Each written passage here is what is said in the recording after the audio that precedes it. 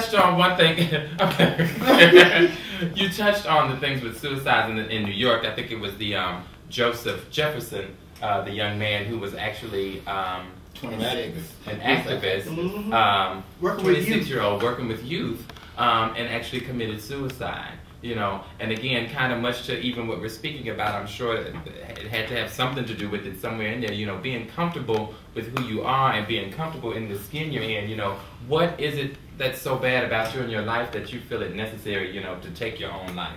I mean, it's just he spoke about being belonging or being loved or wanting to be a part of something. That's why I stress the importance of keep stressing community, because if you forge a community, you always feel like you have someone there for you or somebody you can share hard times with, because everybody goes through hard times. Everybody goes through the same issues that you have, someone else is having. And if you just reach out and pool your resources with your community or whatever, they can get you to the next phase. Can I just say something about that before we...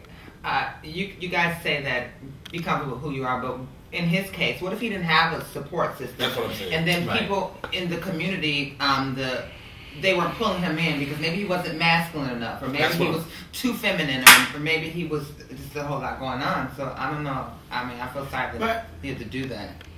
But this is the thing. It's just like he was the counselor for a lot of youth. And so he was referring them to the different areas and the different people to go and talk to when they were having problems and when they were struggling. So it's just like he knew all of the different groups to go to because he was pointing them in that direction. So what is it that, you know, just made him take his own life when you have all this information that you are sharing with other people, but you don't go and seek help for yourself? Right. Well, this community can be hard. I'm sorry. I agree. It's not hard enough to kill yourself. So yeah, like the community is like really horrible because in this community you are forced to wear a pair of shoes that you may not want to fit in at that time. You know, like the masculine guy, and the feminine guy, and then you have this girl, or the transy as you guys put it, or the femme boy, the femme top, the femme bottom. It's just all a whole bunch. So I can understand how he can be feeling the way that he felt, but not at the point to where you want to kill yourself.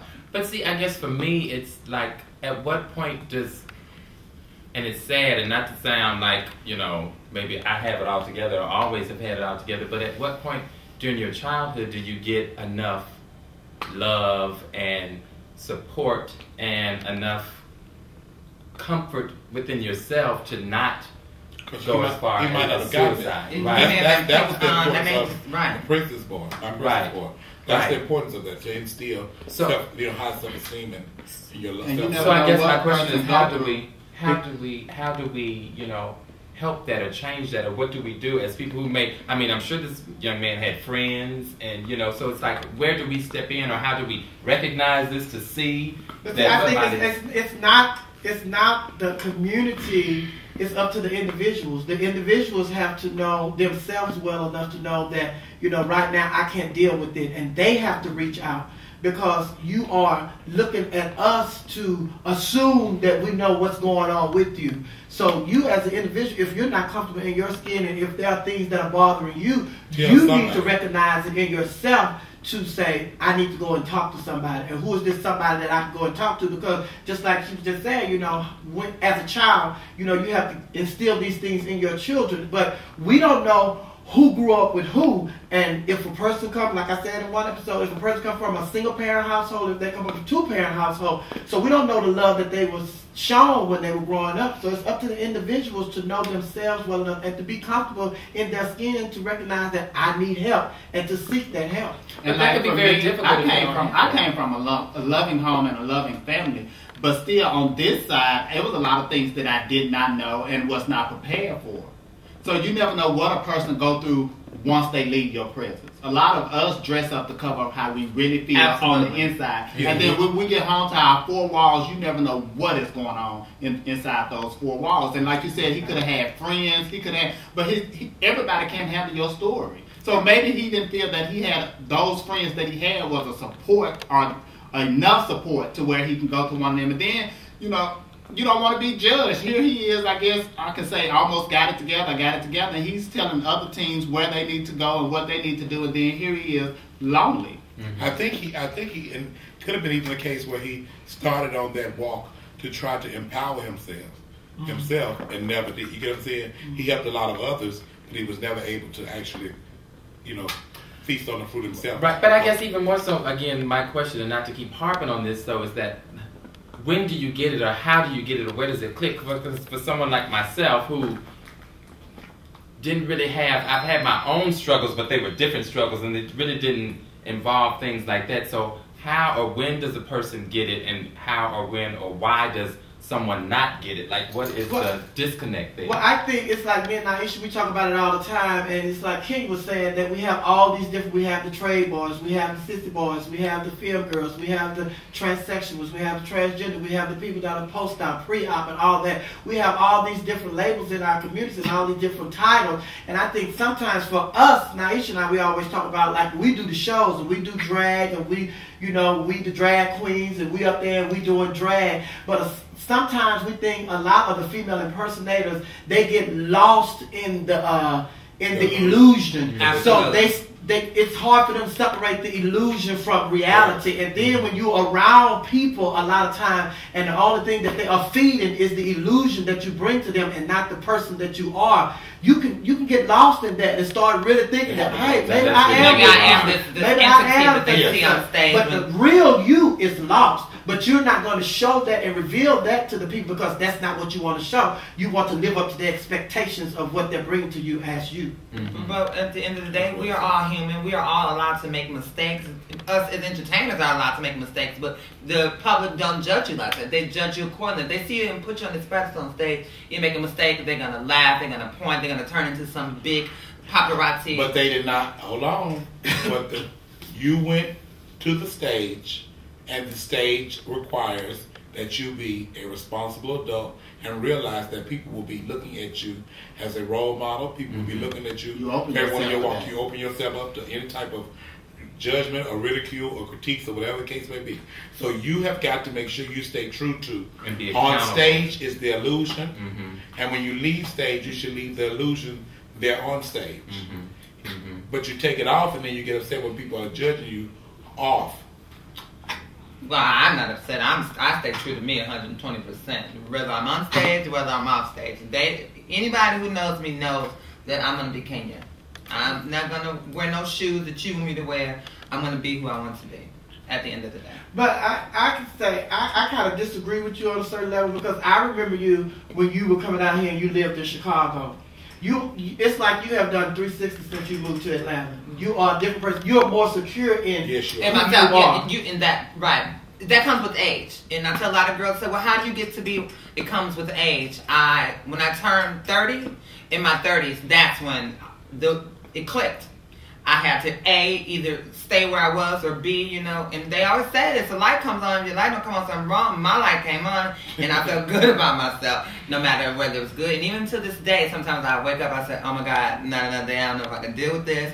Maybe I should have stayed a boy, but then I say, hey, it is what it is. I'm going to ride this train to the end. But I think that's what Jason was saying about when do they get that. It's like this person in time probably would have got it, but he didn't live to get that. That's why I think think he was talking about. That's why I think that we, as people who got it, are obligated to show, to be, like you say, an example to others, and show that it's okay, not only to other people in our gay community, but people in the society at large, to show that, like you said, if we don't get it, I don't think it's going to be able to manifest to the world at large if we can't get the smaller group together. Right. So we that's definitely like need to do a both. big bite to go on. If we can't work with the person next to us, but we want to reach outside and fix this neighborhood outside. We definitely need to do both. And it definitely, I think, starts from within, because then we have more of us, more of the soldiers, so to speak, to go out to the rest of society and let them know that, we're okay, we're cool with who we are. And yes, we may be gay, but we're also, makeup artists and stylists and, designers and... Gay? You all are gay? Yes, we all are. Yes, we are all gay. Yes, we all are. We are all not me. homosexual. I'm homosexual. I'm not gay. I'm not gay. But like I said, I think that we are obligated to do that, and I think we owe that to others that might be struggling with things like this young man, Joseph Jefferson, to kind of show them the way if they hadn't gotten it yet, so we don't end up with more people committing suicide, you know, because whatever they think in their life is too difficult to go with, because it's not, you know, you can get through it no matter what it is that you're going through. You can get through it. You can get through it.